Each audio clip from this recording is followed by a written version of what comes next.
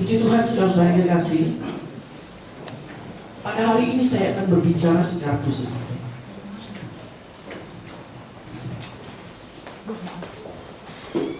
Pada hari ini saya akan berbicara secara khusus tentang banyak kali pertanyaan yang diajukan oleh orang-orang Kristen sehubungan dengan apakah orang Kristen bisa diganggu setan atau tidak? Bagaimana orang Kristen diganggu setan? Saudara-saudara, banyak orang berpendapat kalau sudah jadi orang Kristen, percaya Tuhan, tidak dapat diganggu oleh roh jahat.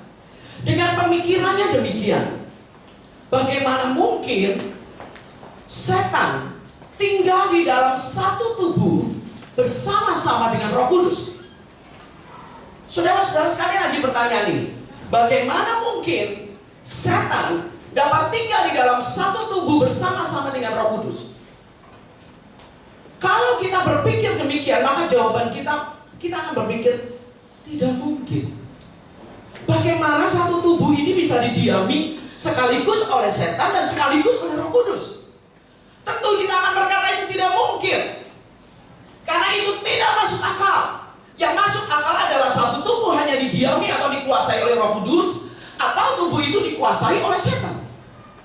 Nah, saudara-saudara, saya mau katakan kepada saudara, apa yang masuk akal belum tentu benar. Sekali lagi, apa yang masuk akal belum tentu benar. Masuk akalnya adalah tidak mungkin satu tubuh dikuasai oleh satu roh, hanya roh setan atau Roh Kudus saja. Dan hari ini saya mau, karena banyak kali di dalam pelayanan, setelah ratusan kali dalam pelayanan pengembalaan, dalam pelayanan pastoran dan pelayanan pelepasan, saya pribadi melihat begitu banyak orang-orang Kristen terjebak dalam kehidupan yang dikuasai oleh roh jahat. Hari ini saya memberitahukan sebuah kebenaran yang membuat kita menyadari dan kemudian kita bisa berdiri dan bersikap dengan benar lalu muncul sebagai pemenang. Saudara-saudara, manusia rohani, manusia jiwa, dan juga manusia roh ada tinggal di dalam kita. Di dalam 1 Tesalonika 5 ayat 23, di situ dikatakan, semoga Allah damai sejahtera menguduskan kamu seluruhnya, dan semoga roh, jiwa, dan tubuhmu terpelihara sempurna dengan tak bercacat pada kedatangan Yesus Kristus Tuhan kita. Di dalam ayat ini dijelaskan bahwa manusia terdiri dari roh, jiwa, dan tubuh. Saudara-saudara, sebelum kita mengenal Tuhan, sebelum kita diselamatkan, kebenarannya adalah ini. Di dalam Efesus 2 ayat 1-5, kamu dahulu sudah mati karena pelanggaran-pelanggaran dan dosa-dosamu. Sekali lagi, waktu ayat ini diberitakan itu bukan bicara tentang kematian yang dikubur. Bukan kematian yang dikubur, tetapi mati di dalam roh. Jadi, roh itu mengenal Tuhan. Fungsinya untuk mengenal Tuhan, mengenal penciptanya. Sebelum kita diselamatkan, sebelum kita mengenal Tuhan, maka roh kita mati. Kita tidak bisa doa, tidak bisa firman Tuhan, tidak bisa melakukan yang benar, tidak tahu mana yang benar, mana yang baik. Kita tidak tahu, pokoknya jalan begitu saja. Kalau mau marah-marah, kalau mau benci-benci, mau berbuat dosa, buat dosa, tanpa ada pertimbangan hati nurani. Tapi begitu kita percaya kepada Tuhan, maka roh kita kemudian dibangkitkan. Maka tidak heran kemudian kita jadi aneh. Sekarang kok bisa berdoa ya? Sekarang kok bisa baca Alkitab? Dulu tidak bisa. Nah, roh itu tujuannya adalah untuk mengenal Tuhan. Jiwa tujuannya adalah untuk mengenali sesama, kita saling mengenal satu dengan yang lainnya. Dan tubuh kita adalah untuk mengenal dunia di sekitar kita. Nah, saudara-saudara, di dalam ayat ini kamu hidup di dalamnya, di dalam kematian rohani itu. Karena kamu mengikuti jalan dunia ini, karena kamu mentaati penguasa kerajaan yaitu roh yang sekarang sedang bekerja di antara orang-orang durhaka. Ini bicara tentang kuasa kegelapan. Jadi kita mati karena kita mengikuti pekerjaan kerajaan kegelapan. Sebenarnya dahulu kita semua terhitung di antara mereka ketika kami hidup di dalam hawa nafsu daging dan menuruti kehendak daging dan pikiran kami yang jahat. Pada dasarnya kami adalah orang-orang yang harus dimurkai sama seperti mereka yang lain. Tetapi Allah yang kaya dengan rahmat, oleh karena kasih-Nya yang besar yang dilimpahkannya kepada kita, telah, perhatikan, menghidupkan kita. Bukan berbicara tentang menghidupkan, membangkitkan kita dari kematian kubur, tetapi menghidupkan roh kita. Sekalipun kita telah mati oleh kesalahan-kesalahan kita, oleh kasih karunia, kamu diselamatkan. Saya mau saudara mengerti begini. Sebelum kita diselamatkan, roh kita mati atau hidup? Mati. Sekali lagi, sebelum kita diselamatkan, roh kita mati. Setelah kita percaya kepada Tuhan dan kita diselamatkan, roh kita menjadi hidup. Walaupun kita hidup dan jiwa kita hidup, tapi di luar Tuhan, roh manusia dalam kematian. Nah, saudara-saudara, jadi begitu kita percaya kepada Tuhan, roh kita menjadi hidup, kita terhubung dengan Tuhan. Dan 1 Yohanes 5 ayat 11 sampai 12. Dan inilah kesaksian itu, Allah telah mengaruniakan hidup yang kekal kepada kita, dan hidup itu ada di dalam Anaknya. Barang siapa memiliki Anak, dia memiliki hidup. Barang siapa tidak memiliki Anak, dia tidak memiliki hidup. Barang siapa memiliki Kristus, rohnya hidup. Barang siapa tidak memiliki Kristus, rohnya mati. Saudara-saudara, di dalam Roma 8 ayat 37 sampai 38. Tetapi dalam semuanya itu kita lebih daripada orang-orang yang menang oleh Dia yang telah mengasihi kita. Sebab aku yakin bahwa baik maut maupun hidup, baik malaikat-malaikat maupun pemerintah-pemerintah. Saudara perhatikan, malaikat-malaikat dan pemerintah ini berbicara tentang dunia kegelapan.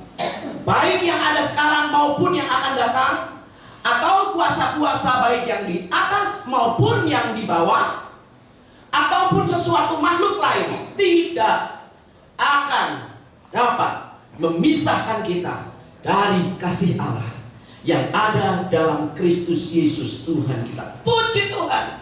Begitu kita hidup di dalam Tuhan, firman ini mengatakan tidak ada yang dapat memisahkan kita. Tidak ada yang dapat memisahkan kita dari Kristus. Tidak ada. Tapi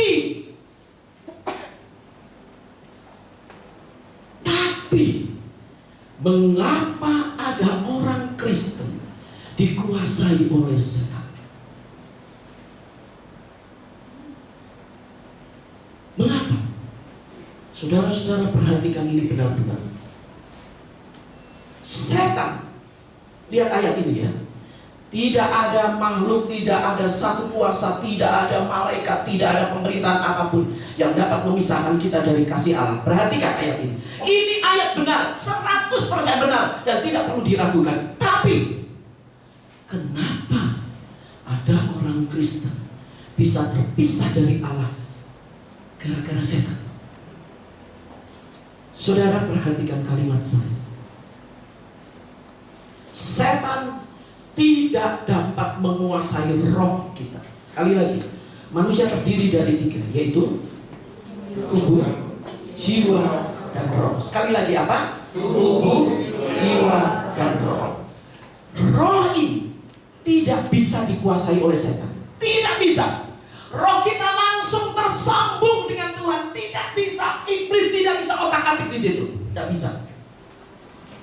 Oleh sebab itu kita bisa doa, kita bisa baca firman Tuhan, kita bisa menjadi penyembah dan pemuji, bahkan kita bisa melayani Tuhan.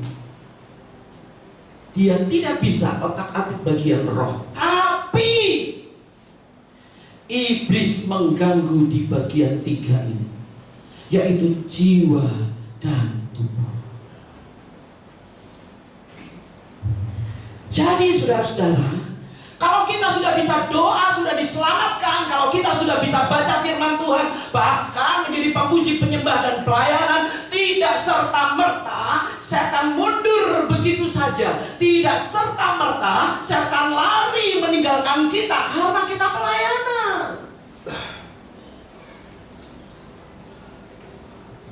Setan mengerjakan kerusakan untuk menghancurkan kesaksian hidup kita. Oleh sebab itu tidak heran jika ada orang bilang begini, orang Kristen kok kelakuannya kayak gitu ya? Orang Kristen kok begitu jadi batu sandungan?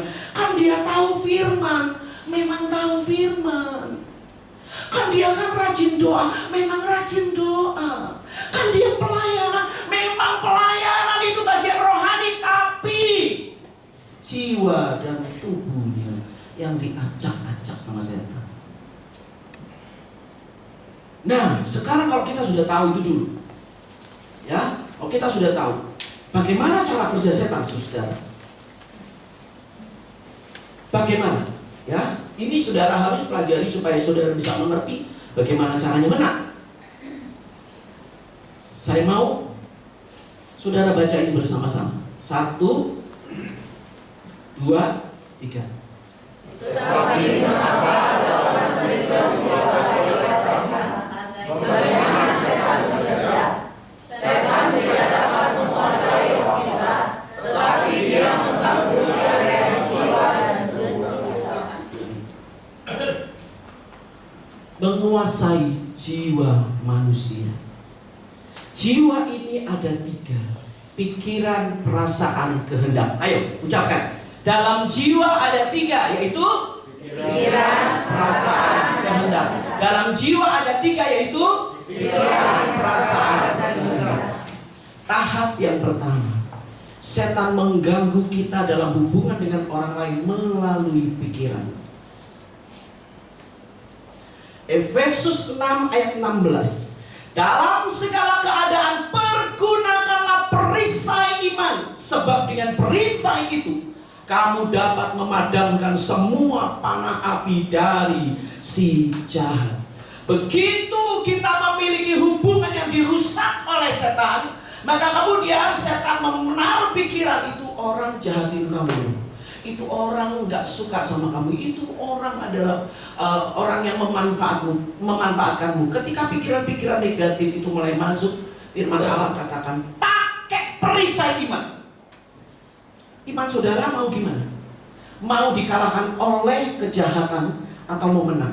Iman saudara mulai bilang begini, ya, dalam nama Yesus ya, saya nggak mau ini pikiran jahat nih. Saya tidak mau saya dikuasai oleh pikiran jahat. Katanya orang itu jahatin saya. Dalam nama Tuhan Yesus, dia jadi baik. Itu iman. Dalam nama Tuhan Yesus, orang jahatnya itu jadi baik. Dalam nama Yesus. Orang yang memanfaatkan saya, dalam nama Tuhan Yesus, Tuhan pakai dia memberkati saya. Dalam nama Yesus. Itu iman. Jadi, kalau pikiran negatif mulai masuk, saudara boleh pelayanan, boleh hebat, boleh jadi orang-orang punya karunia penyembuhan, karunia usir setan dan segala macam, boleh.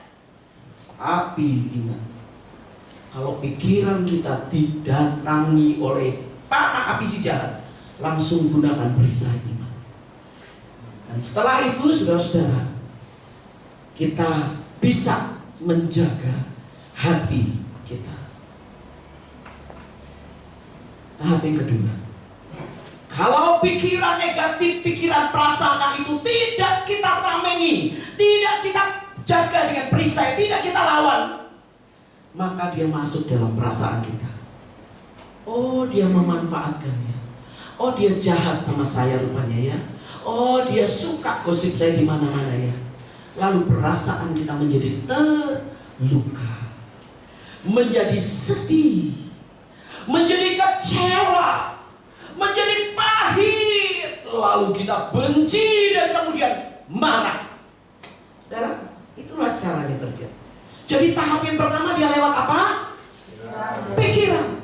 Lalu tahap yang kedua masuk di bermain di perasaan. Kalau perasaan saudara sudah mulai gak enak dengan seseorang, berarti setan sudah masuk ke ruangan tamu saudara.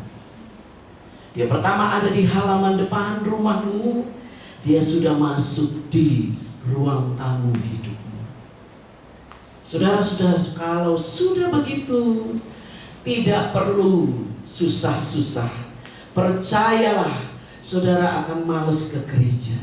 Percayalah, saudara akan mulai susah berdoa. Percayalah, saudara akan mulai sulit untuk pelayanan. Percayalah, saat teduhmu akan kacau balau. Gak perlu susah-susah, hanya pakai panah api dalam pikiran, prasangka, pikiran jahat, lalu masuk di dalam perasaan kita. Kita berkecamuk di situ, maka roh kita akan terganggu. Hubungan kita akan terganggu. Nah, saudara-saudara, kalau sudah begitu, saya mau saudara belajar satu orang. Contohnya Raja Saul.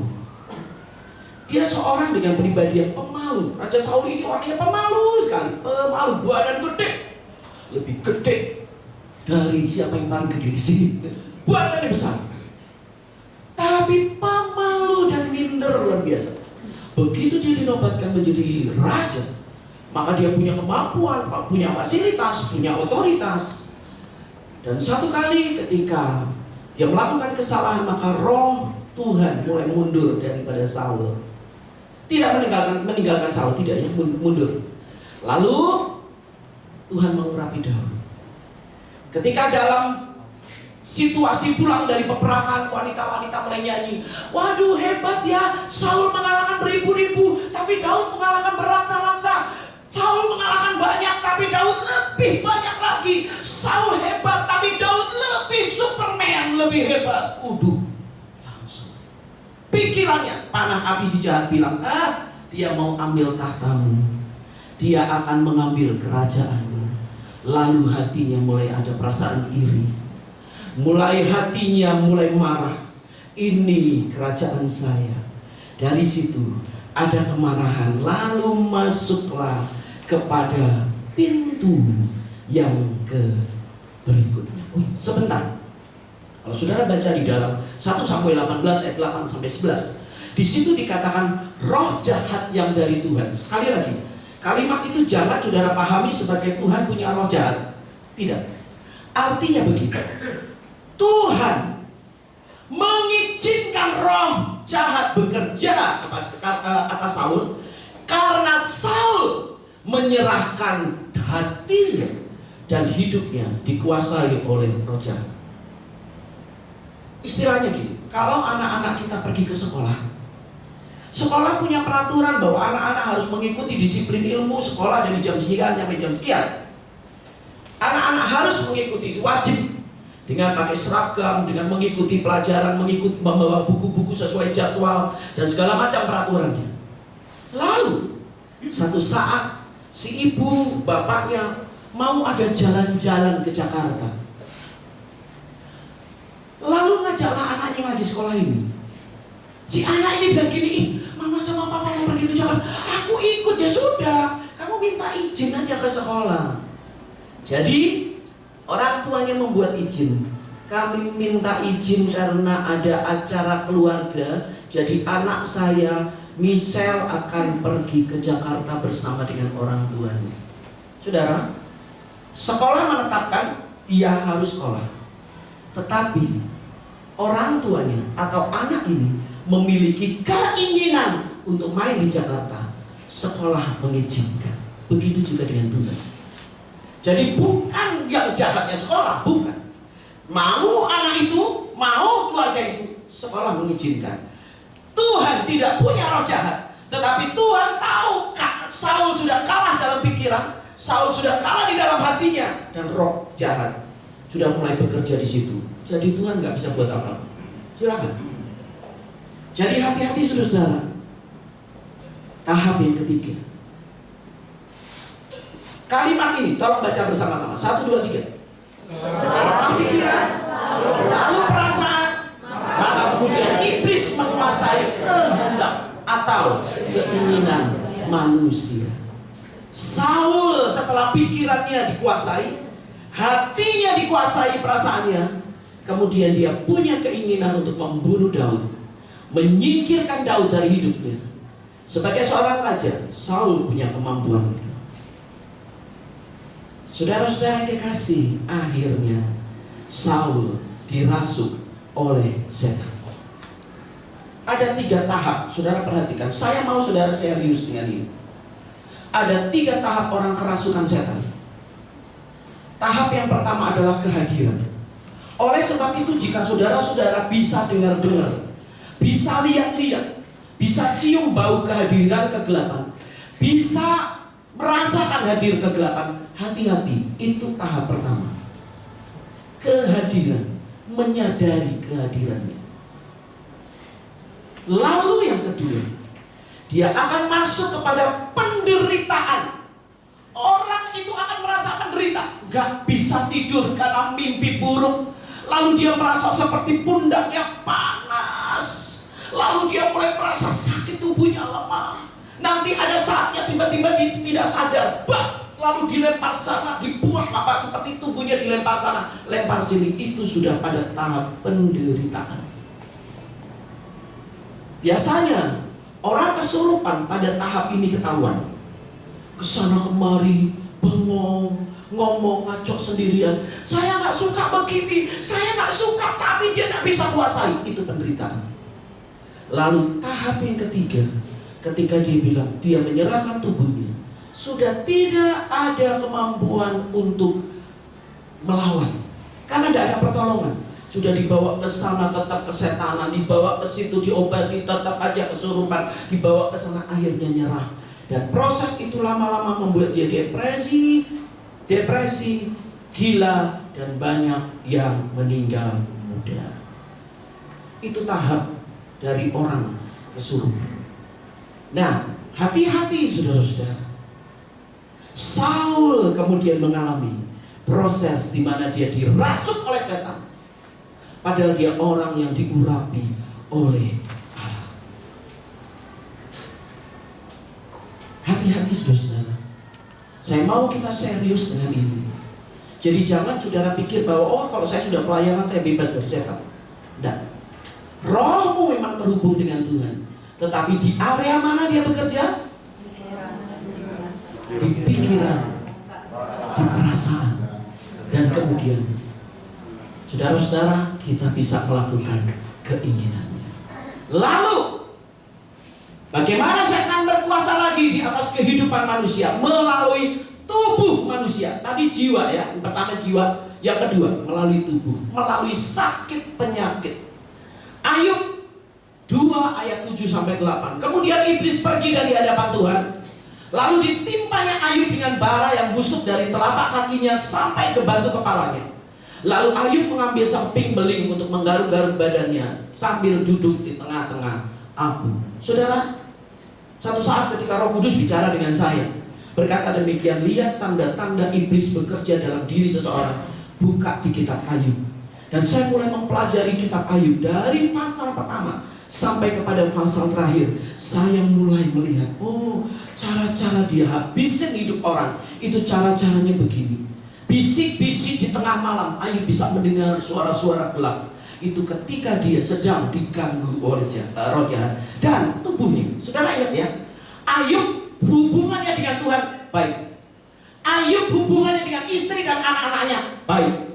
Ayub hubungannya dengan semua saudara-saudara, semua sahabat-sahabatnya baik. Nah, iblis memakai tahap ini, yaitu masuk di tubuhnya, di bagian penyakit. Saudara-saudara yang kekasih, penyakit itu ada yang disebabkan oleh virus, bakteri, tertular, bawaan, dan yang lain-lain. Itu secara medis. Tetapi penyakit juga ada yang disebabkan oleh karena psikologis. Saudara sakit hati, saudara marah, maka jantungan susah sekali untuk bernafas, tidak bisa tidur, migrain karena saudara mikirin orang itu terus. Nah, itu sakit karena psikis, karena psikologi. Tetapi ada yang ketiga, yaitu penyakit yang disebabkan oleh kuasa gelap. Beberapa di antara saudara ingat, pada satu hari di hari Senin, ketika saya sedang istirahat, tiba-tiba Nancy bilang, tante ada tamu. Dan kemudian saya melihat seorang pria dengan wajah yang sudah kusut, dan dia bilang, "Ibu, tolong, istri saya sakit lumpuh, sudah beberapa lama sakit lumpuh." Saya bilang, "Begini, baik Pak, kalau gitu tolong bawa kemari pada jam 3. Lalu kami beberapa orang dengan staf pastoral keliling di tempat ini.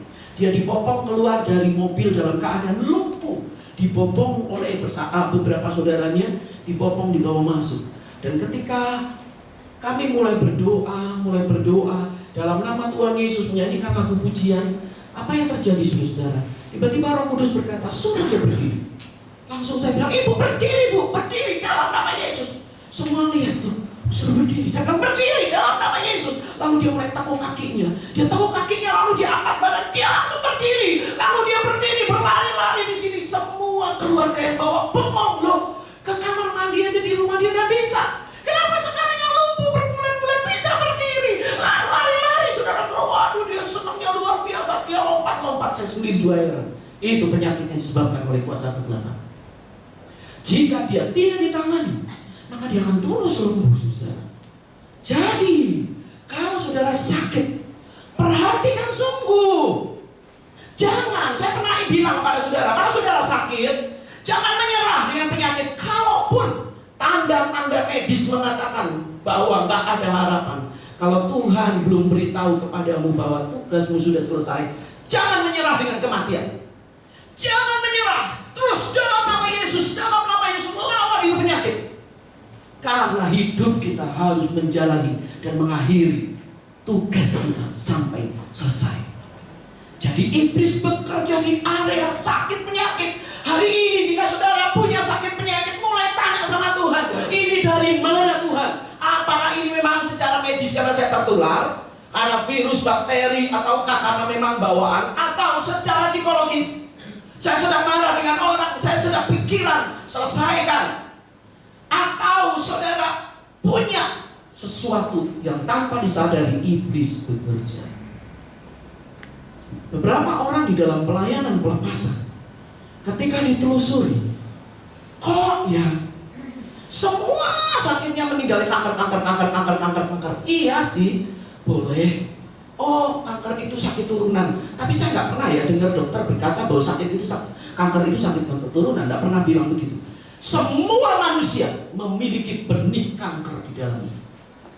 Tetapi pola hidup kita akan menentukan apakah kanker itu berkembang atau tidak. Nah, jadi saudara, lihat sakit saya ini apa? Apakah saya secara psikologis ataukah pekerjaan kuasa kegelapan? Ingat saudara-saudara, janji firman Tuhan 1 Petrus ayat 2. 1 Petrus 2 ayat 24. Kita baca bersama-sama. 1, 2, 3. Dia sendiri telah memikul dosa kita di dalam tubuhnya di kayu salib, supaya kita yang telah mati terhadap dosa hidup untuk kebenaran. Stop dulu di sini. Supaya kita apa? Hidup untuk kebenaran. Supaya saudara apa? Hidup untuk kebenaran. Oleh sebab itu lawan semua sakit penyakit. Katakan kalimat berikutnya. Oleh bilur-bilurnya kamu telah sembuh. Amin. Amin. Haleluya. Mari kita menang saudara-saudara. Kita harus tahu cara iblis bekerja. Orang Kristen bisa diganggu setan. Iya. Kehidupan rohani kita tidak bisa diganggu oleh dia. Tetapi jiwa kita bisa dirusak lewat pikiran, perasaan, dan keinginan kita. Dan yang kedua, dia juga mengganggu tubuh kita. Oleh sebab itu berdirilah dengan teguh. Katakan, saya hidup untuk kebenaran. Saya punya tujuan Allah, yaitu saya hidup untuk kebenaran. Dan saya menolak semua pekerjaan kegelapan. Oleh bilur-bilurnya saya sudah disembuhkan. Amin. Tujuan doa pelepasan. Saudara jangan malu untuk doa pelepasan. Jangan malu. Pelepasan tidak menandakan saudara lebih rohani atau tidak lebih rohani dari yang lain. Jangan saudara pikir kalau saudara doa pelepasan ini berarti orangnya penuh dengan setan. Kalau saya enggak ada setannya.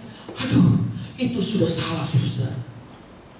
Pelepasan adalah menyingkirkan roh-roh setan yang melanggar batas dari jiwa dan tubuh supaya Yesus Kristus berkuasa di area ini juga. Oleh sebab itu tidak heran di dalam doa pelepasan ada orang-orang yang juga disembuhkan. Di dalam doa pelepasan ada orang-orang yang dipulihkan hubungannya dengan orang lain ketika dia melepaskan pengampunan.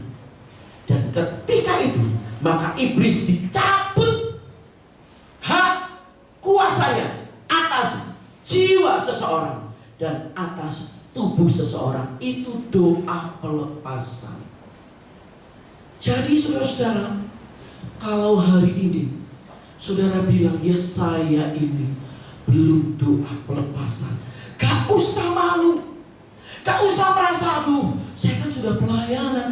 Tidak, saudara jangan pikir itu. Itu adalah proses. Kita semua harus lewati proses di mana iblis melanggar jiwa kita dan melanggar tubuh kita dan menguasainya. Maka pelepasan adalah proses di mana kita cabut hak tinggal iblis di dalam jiwa kita, di pikiran, perasaan, dan kehendak kita. Lalu kita juga mencabut hak iblis untuk tinggal di tubuh kita. Tidak heran beberapa orang di dalam pelayanan pelepasan yang tadinya benci sama A, tiba-tiba dia, kenapa kok saya hilang ya bencinya ya? Dicari-cari kok gak ada ya? Kok bisa ya? Saudara, itu pekerjaan Tuhan yang bukan pekerjaan kita. Ketika kebencian itu ditarik, dicabut, bukan Allah berkata, Dia memberikan kita kuasa untuk mencabut, merobohkan, menanam, dan menumbuhkan dan atau membangun. Allah punya kemampuan itu. Jadi orang-orang yang tiba-tiba kemarahannya tercabut, dia heran besok pagi kok bisa ya? Saya kok gak marah ya? Ketemu orang itu, lihat dia dan iya tahu kok dia salah, iya jengkelin dia, iya. Tapi kenapa saya jadi gak benci ya? Kok dulu saya benci banget? Itu cara Tuhan. Jadi jangan mau kita dikalahkan oleh kegelapan. Saudara mulai tahu? Orang Kristen bisa diganggu oleh setan? Bisa. Bisa? Bisa. Tapi ada 3. Tubuh, jiwa, dan roh. Di area mana iblis tidak bisa bekerja? Area roh. Oleh sebab itu bangun terus hubunganmu dengan Tuhan. Terus bangun hubunganmu dengan Tuhan. Lalu dia bekerja di area mana iblis? Jiwa. Jiwa di area mana? Pikiran, perasaan, kehendak kita. Oleh sebab itu kalau sudah mulai ada pikiran-pikiran negatif, mulai gimana caranya? Pakai perisai iman. Kalau dia kelakuannya kayak setan, saudara bilang itu malaikat Tuhan. Malaikat, dia kelakuannya akan jadi malaikat. Bilang begitu itu iman. Ya, kalau saudara bilang Tuhan itu kelakuannya kayak penjahat, mulai bilang dalam nama Yesus bakal jadi hamba Tuhan kamu ya, bakal jadi hamba Tuhan, itu iman. Kalau dia pemabok-mabokan, mulai bilang gitu dalam nama Tuhan Yesus dia akan menjadi penyembah Tuhan, akan menjadi penyembah Tuhan, itu iman. Amin. Amin. Perasaan kita, biarlah hati kita dipenuhi dengan kasih.